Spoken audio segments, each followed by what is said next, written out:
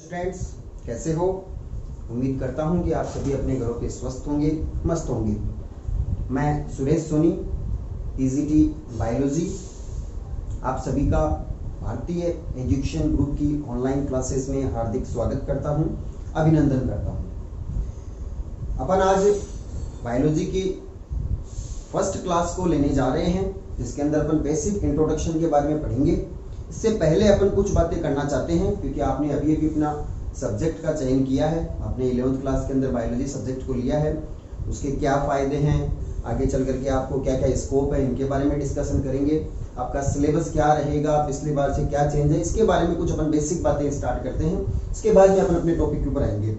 तो देखो बच्चों, उम्मीद करता हूँ कि आप सभी ने अपना जो सब्जेक्ट का जो चयन किया है सोच समझ के किया होगा, घर वालों से पूछ के किया होगा, आपकी इच्छा भी उसके अंदर शामिल होगी।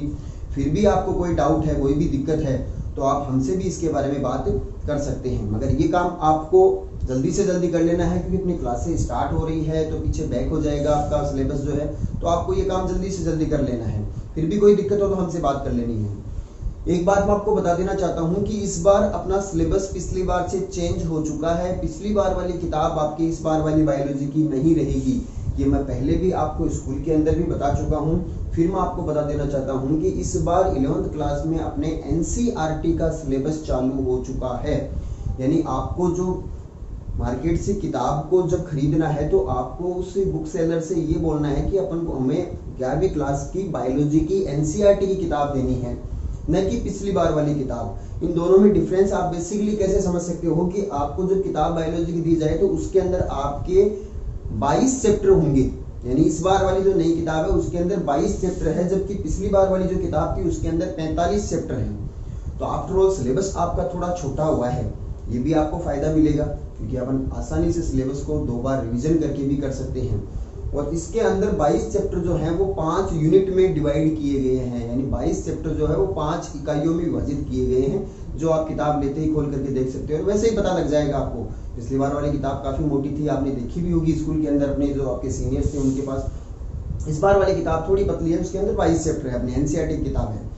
12वीं क्लास के अंदर किताब अभी तक वही चल रही है जो लास्ट ईयर चली थी। यानी 12वीं क्लास के अंदर कोई सिलेबस चेंज नहीं हुआ है। 12वीं क्लास के अंदर जो अपनी बायोलॉजी की जो किताब अभी जो चल रही है, पिछली बार जो थी उसके अंदर 42 चैप्टर हैं। मगर आपके फायदा ये रहेगा कि आप जैसे ही 12th क्लास के अंदर जाएंगे तो 12th क्लास के अंदर फिर से आपके एनसीईआरटी का सिलेबस लागू हो जाएगा। यानी अगली साल 12वीं क्लास के अंदर भी एनसीईआरटी की किताब आ जाएगी। यानी इस बार जो 12th क्लास में चल रही है वो अगली साल नहीं रहेगी। तो आपको दोनों साल तक 11वीं में और 12वीं दोनों क्लासों में आपको एनसीईआरटी का सिलेबस ही पढ़ना है। और 12वीं क्लास के अंदर भी आपका जो सिलेबस है वो छोटा रहेगा, क्योंकि इस बार जो किताब चल रही है उसके अंदर मैंने आपको बताया 42 चैप्टर्स हैं। और जो नेक्स्ट ईयर आपके जो एनसीईआरटी की बुक आएगी उसके अंदर आपके नंबर ऑफ चैप्टर्स 16 हो जाएंगे, 16 चैप्टर हो जाएंगे। तो वो भी आपको थोड़ा फायदा रहेगा कि अपन आसानी से सिलेबस जो है अपना तय समय सीमा के अंदर आसानी से रिवीजन करके अपन कर सकते हैं। मगर ये कोई ज्यादा फायदा नहीं है। फायदे वाली चीज आपको एनसीईआरटी का सिलेबस पढ़ने से क्या रहेगा उसके बारे में मैं आपको अभी बताऊंगा। देखो, मेरे ख्याल से आप सभी ने अपनी बायोलॉजी सब्जेक्ट का चयन जो किया है, मेरे ख्याल से सभी का टारगेट जो है वो नीट होगा। पीएमटी जिससे पहले बोलते थे, आजकल अपन नीट बोलते हैं। यानी सभी का सपना जो है वो डॉक्टर बनने का होगा। हो सकता है कुछ का कोई सिविल सर्विसेज में जाने का भी हो सकता है, इसके अलावा नर्सिंग फील्ड में भी जाने का हो सकता है। बायोलॉजी के अंदर काफ़ी सारे स्कोप है, उसके बारे में अपन बात करेंगे। मगर अभी आपने जो 90% जो बच्चे बायोलॉजी लेते हैं तो उनका सबका सपना होता है कि मैं आफ्टर 12th 12वीं क्लास के बाद में नीट की एग्जाम दूं और उसको फाइट करके और फिर एमबीबीएस करके डॉक्टर बनूं। तो उसके लिए बच्चों क्या होता है कि नीट का जो पेपर लगता है, नीट का जो पेपर जब बनाते हैं तो नीट का पेपर एनसीईआरटी की किताबों से बनता है, न कि अपने राजस्थान बोर्ड की जो अभी किताबें चल रही है 12वीं क्लास में जो चल रही है। पिछली बार 11वीं क्लास में थी, मैंने आपको बताया 45 चैप्टर और 42 चैप्टर वाली। उस किताब को आधार मान करके सिलेबस पेपर नहीं बनाया जाता है नीट का। नीट का पेपर बनाने के लिए किस किताब को आधार माना जाता है? वो आधार बनाने वाली किताब है अपनी एनसीईआरटी, जो आप 11वीं क्लास में पढ़ रहे हो और जो आप अगले साल भी पढ़ोगे। तो नीट का जब पेपर बनेगा तो किताबें अपने पास एनसीईआरटी की रहेगी। एनसीईआरटी की किताबें पढ़ने हैं। आप 12वीं के बाद में कोचिंग भी करते हो तो कोचिंग के अंदर भी आपको 11वीं और 12वीं की एनसीईआरटी की किताबों को फिर से गहनता से पढ़ाया जाएगा। तो आपका फायदा एक ये हो जाएगा कि आपने 2 सालों तक जिन किताबों को अभी पढ़ा है 11वीं और 12वीं में आपको कोचिंग के अंदर भी यही किताबें दोबारा से गहनता से डीपली स्टडी करके पढ़ाई जाएगी। तो आपका कंसेप्ट बहुत अच्छे से क्लियर हो जाएगा और नीट की एग्जाम आप फाइट करने के बहुत पास पहुंच जाओगे। इसका फायदा ये हो जाएगा कि आप जो किताबें 11वीं 12वीं में पढ़ रहे हो वही किताबें आपको नीट की कोचिंग के अंदर पढ़नी पड़ेगी। ये सबसे बड़ा फायदा मिलेगा कि इस साल जो, और इसी कारण से सिलेबस ये चेंज किया गया है कि बच्चों को थोड़ी दिक्कत हो रही थी कि 11वीं 12वीं के अंदर बायोलॉजी अलग पढ़ रहे थे और फिर उसके बाद में नीट के सिलेबस के अंदर वो बायोलॉजी किताबों में एनसीईआरटी पढ़ रहे थे, तो थोड़ा सा कॉन्ट्रोवर्सी थी। हालांकि मैं ये नहीं कह रहा इसमें कि बायोलॉजी कोई चेंज है क्या, जो इस बार वाली बायोलॉजी चल रही है उसके अंदर अपना सिलेबस थोड़ा सा बड़ा है। सिलेबस बड़ा है तो इसका मतलब ये नहीं है कि वो नीट के पॉइंट ऑफ व्यू से ठीक नहीं है क्या। नीट के पॉइंट ऑफ व्यू से ये वाला सिलेबस जो लार्ज है, बड़ा है, अपना जो 12वीं क्लास में अभी चल रहा है, ये सिलेबस भी बहुत इंपॉर्टेंट है क्योंकि अपन कोचिंग करते हैं तो अपन को डीपली स्टडी की जाती है। तो डीपली स्टडी गहनता से जब अपन अध्ययन करते हैं तो काफी सारी चीजें अपन को एनसीईआरटी के अंदर जाकर के बताई जाती है, तो वो सब चीजें इस वाले सिलेबस के भी मिलती जुलती रहती है। तो बायोलॉजी कोई अलग नहीं है, सिर्फ टॉपिक को थोड़ा सा डिटेल करके बताया गया है। मगर आपका फायदा थोड़ा सा ये रहेगा कि आपके लिए ये दिक्कत आएगी नहीं, आप जो किताबें 11वीं 12वीं पढ़ोगे वही आपको नीट के अंदर पढ़नी है। ये तो मैंने आपको सिलेबस के बारे में बताया थोड़ा सा कि आपको 11वीं क्लास की किताब, कोई भी आप ये सोचो कि अपना जो सीनियर बच्चा है, अभी आप 10th में थे, स्कूल के अंदर ही थे, 11वीं क्लास में जो बच्चा पढ़ता था अब वो 12वीं में आ गया, तो आप ये सोचेंगे उसकी किताब ले लो। बच्चों वो किताब नहीं चलेगी, आपको किताब मार्केट से नई परचेज करनी पड़ेगी और वो एनसीईआरटी की किताब लेनी पड़ेगी जो 22 चैप्टरों की है, 5 यूनिट है इसके अंदर। तो सबसे पहला काम तो आपको ये ध्यान में रखना है। अब अपन बात करते हैं अपने टॉपिक के ऊपर।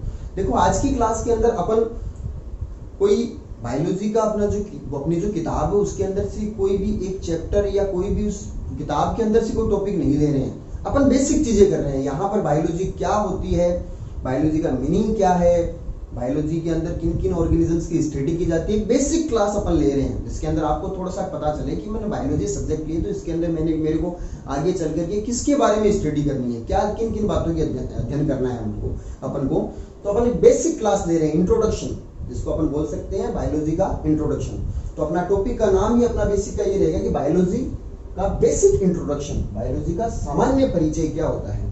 तो देखो बच्चों, सबसे पहले अपन नाम का मतलब निकाले, बायोलॉजी। बायोलॉजी वर्ड जो है वो लैटिन भाषा के 2 वर्ड से मिलकर के बना हुआ है। हालांकि पहले इसका ग्रीक भाषा में इसका डिवाइडेशन हुआ था और बाद में चल करके इसका लैटिन भाषा में डिवाइडेशन हुआ था। एक वर्ड इसके अंदर आता है ग्रीक भाषा के अंदर जब आया था तो बायोस प्लस लोजिया, बायोस प्लस लोजिया से मिलकर के बायोलॉजी वर्ड जो इंग्लिश वर्ड है वो बना था। जो ग्रीक भाषा में था इसका लैटिन रूपांतरण के अंदर अपन बात कर सकते हैं कि बायोस यानी बायो प्लस लोजिया का मतलब हो जाएगा लोगस। अब ये लैटिन रूपांतरण हो गया है बायो प्लस लोगस। बायो का मतलब क्या होता है, बायो का सीधा सीधा मतलब होता है जीव, या जिसको अपन सजीव भी बोल सकते हैं, सजीव या जीव बायो का मतलब है। और लोगस का मतलब होता है अध्ययन। क्या होता है, अध्ययन। लोगस का मतलब अध्ययन। तो इस वर्ड का टुकड़े करने पर अपने पास आफ्टर ऑल मीनिंग क्या निकला कि जीव या सजीव का अध्ययन। तो सीधा सीधा मतलब ये निकल गया है कि बायोलॉजी के अंदर अपन को किसका अध्ययन करना है, सजीवों का अध्ययन करना है। यानी विज्ञान की वह शाखा जिसमें अपन सजीवों का अध्ययन करेंगे वो कहलाती है अपनी बायोलॉजी या जीव विज्ञान, यानी जीवों का अध्ययन करना है अपन को।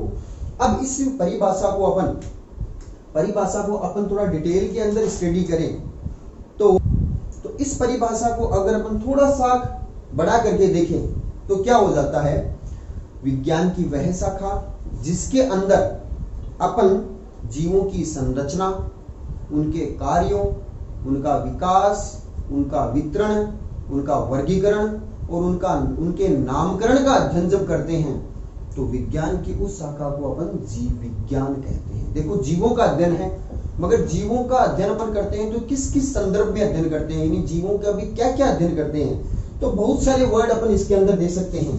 क्या क्या वर्ड इसके अंदर अपन शामिल कर सकते हैं कि विज्ञान की वह शाखा जिसमें जीवों की संरचना,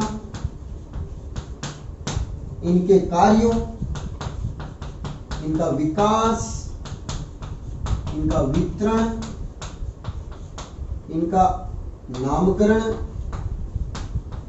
और इनके बारे में वर्गीकरण, इनके वर्गीकरण का अध्ययन जब करते हैं तो उसे जीव विज्ञान कहते हैं। यानी जीवों के अंतर्गत किन किन बातों का अध्ययन करते हैं हम, जीवों की संरचना कैसे होती है, इनके कार्य क्या होते हैं, इनका विकास कैसे हुआ है, यानी निम्न श्रेणी के जीवों से वर्तमान के अंदर पाए जाने वाले उच्च श्रेणी के जीव कैसे बने हैं, उनके बारे में अध्ययन करना, वितरण कहाँ कहाँ पर जीव पाए जाते हैं, किस प्रकार के भौगोलिक वातावरण में किस प्रकार के जीव निवास करते हैं, उनके बारे में नामकरण, हर एक जीव का एक वानस्पतिक या जीव वैज्ञानिक नाम, एक वैज्ञानिक नाम दिया जाता है। जैसे आपने 10th क्लास 9th क्लास में पढ़ा है, जैसे अपन बात करें आम, तो इसका वानस्पतिक नाम क्या हो गया आम का, मेंजिफेरा इंडिका। तो हर एक जीव का एक विशिष्ट नाम दिया गया है, उस नाम के आधार पर उसको अंतरराष्ट्रीय स्तर के ऊपर जाना जाता है।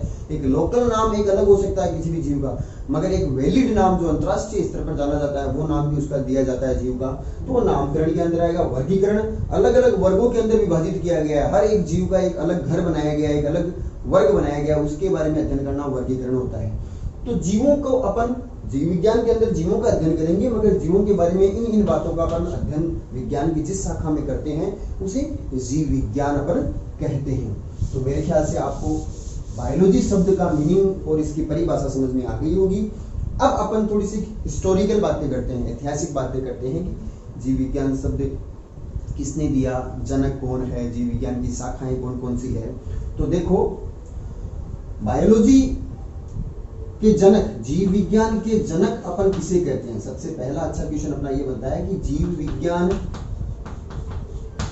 के जनक, fathers of biology, fathers of biology किसे कहते हैं। सबने उस वैज्ञानिक का नाम सुन रखा है, हो सकता है आपको पता नहीं हो, मगर अभी मैं बताऊंगा तब आपने सबने उस वैज्ञानिक का नाम सुन रखा है। जीव विज्ञान के जनक कहा जाता है अरस्तु नामक वैज्ञानिक को, जिसको इंग्लिश में अपन एरिस्टोटल कहते हैं। अरस्तु को जीव विज्ञान का जनक कहा जाता है। अब देखो, जीव विज्ञान के अंदर जीवों का अध्ययन, जीव यानी सजीव, सजीवों के अंदर अपन दो कैटेगरी को डिवाइड करते हैं। मुख्य रूप से दो वर्ग बनते हैं इसके अंदर, पादप और जंतु, जंतु और पादप।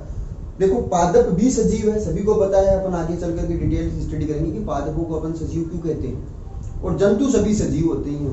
तो मुख्य रूप से जीवों के अंदर अपने पास दो कैटेगरी बन गई है कि जीव विज्ञान में एक तो अपन जंतुओं का अध्ययन करें और जीव विज्ञान में एक अपन पादपों का अध्ययन करें, क्योंकि पादप भी जीव यानी सजीव है और जंतु भी सजीव है। जंतु के अंदर सब चीजें आ गई है, मनुष्य भी उसके अंदर शामिल हो गए हैं। और वनस्पति, पादप जो होते हैं उसके अंदर सभी प्रकार के वनस्पति, शैवाल, ब्रायोफाइट, टेरिडोफाइट, जिम्नोस्पर्म, एंजियोस्पर्म, ये सभी पादप वनस्पति विज्ञान के अंदर शामिल हो गए हैं। तो जीव विज्ञान की यानी जो बायोलॉजी है उसकी मुख्य रूप से अब दो शाखाएं अपने पास बन गई है। हालांकि उप शाखाएं तो बहुत सारी होती है, बहुत सारी, हर एक विशिष्ट संरचना का अध्ययन करने के लिए विशिष्ट शाखा बन जाती है, मगर मुख्य रूप से बायोलॉजी की दो शाखाएं बन गई है। जीव विज्ञान जो है उसकी दो शाखाएं बन गई है। दो शाखा होती है, कौन कौन सी, एक तो होती है जंतु विज्ञान और एक है वनस्पति विज्ञान। एक तो जंतु विज्ञान, एक वनस्पति विज्ञान। जंतु विज्ञान जो है उसको अपन इंग्लिश में जूलॉजी कहते हैं, और वनस्पति विज्ञान है उसको अपन इंग्लिश में बॉटनी कहते हैं। तो बच्चों, आपको इस नाम से पता चल रहा होगा कि जंतु विज्ञान में कौन से सजीवों का अध्ययन किया जाता है और वनस्पति विज्ञान में कौन से सजीवों का अध्ययन किया जाता है। जंतु विज्ञान में जंतुओं का अध्ययन करना और जंतुओं के बारे में किन किन बातों का अध्ययन करना, वही सभी बातें जो अभी आपको मैंने बताई। जंतुओं की संरचना है, उनके कार्य है, विकास, वितरण, वर्गीकरण, नाम, इन सब के बारे में अध्ययन करना विज्ञान की जिस शाखा में किया जाता है वो कहलाती है जूलॉजी या जंतु विज्ञान। और ये का यही काम अगर अपन पादपों में करते हैं, पादप जो पेड़ पौधे होते हैं उनका अध्ययन अपन विज्ञान की जिस शाखा में करते हैं उसे वनस्पति विज्ञान या बॉटनी कहते हैं। तो अब अपने पास बायोलॉजी की मुख्य रूप से दो शाखाएं बन गई है, एक तो जूलॉजी और एक बॉटनी। तो अब अपन इनके बारे में बात करते हैं कि फादर्स ऑफ बॉटनी और फादर्स ऑफ जूलॉजी किसे कहा जाता है। यानी जूलॉजी के बारे में सबसे ज्यादा शुरुआती प्रारंभिक अवस्थाओं में किस वैज्ञानिक ने कार्य किया, तो अपन बात करते हैं कि जंतु विज्ञान के जनक किसे कहते हैं। जंतु विज्ञान के जनक, fathers of zoology, fathers of zoology किसे कहते हैं अपन, तो कोई नया नाम ध्यान रखने की आवश्यकता नहीं है। फादर्स ऑफ जूलॉजी है जो अपन है वो अरस्तु को ही कहते हैं, ध्यान रखना है आपको। फादर्स ऑफ जूलॉजी अरस्तु को ही कहा जाता है। और बात करते हैं वनस्पति विज्ञान के जनक, वनस्पति विज्ञान के जनक। तो वनस्पति विज्ञान के जनक में एक वैज्ञानिक का ध्यान रखना है, वो वैज्ञानिक अरस्तु के ही शिष्य थे, इनके ही चेले थे, जिनका नाम है थियोफ्रेस्टस। क्या नाम है? थियोफ्रेस्टस। फादर्स ऑफ बायोलॉजी अरस्तु, फादर्स ऑफ जूलॉजी बी अरस्तु, फादर्स ऑफ बॉटनी जो है उसे किसको कहा जाता है? थियोफ्रेस्टस नामक वैज्ञानिक को कहा जाता है।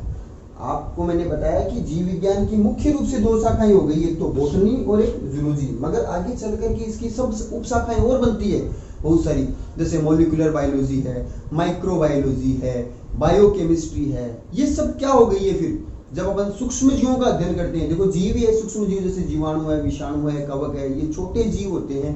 तो इन सूक्ष्म जीवों का जब अध्ययन करते हैं अपन, तो वो सूक्ष्म जीव विज्ञान या माइक्रोबायोलॉजी कहलाती है।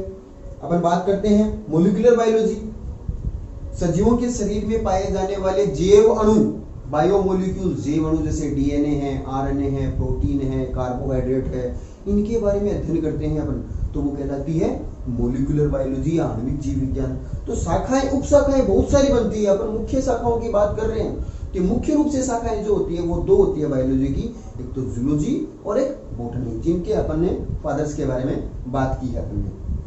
अब देखो बायोलॉजी के बारे में अपन ने बेसिक शब्द का मीनिंग, परिभाषा, वैज्ञानिकों के नाम, इनके बारे में बातें की है अपन ने। अब अपन बायोलॉजी के अंदर मुख्य रूप से सजीवों की बात करते हैं। तो सजीव क्या होते हैं, यानी अपन किन जीवों को सजीव कह सकते हैं, किन जीवों को अपन निर्जीव कह सकते हैं, ये अपन को पता होना चाहिए। तभी अपन बायोलॉजी की सही तरीके से इसकी आगे चल करके अध्ययन कर पाते हैं कि सजीव क्या होते हैं, निर्जीव क्या होते हैं। क्योंकि अपन को बायोलॉजी में सजीवों का अध्ययन करना है, तो ऐसे कौन से जीव को अपन सजीव कहते हैं, कौन सा जो होता है वो निर्जीव होता है, इसका विभेद अपन कैसे कर सकते हैं। हालांकि सबको पता है, बेसिक आप जानते हो, मगर अपन एक वैज्ञानिक रूप से देखें तो कौन कौन से लक्षण सजीवों के आते हैं, कौन कौन से लक्षण जो होते हैं निर्जीवों के होते हैं।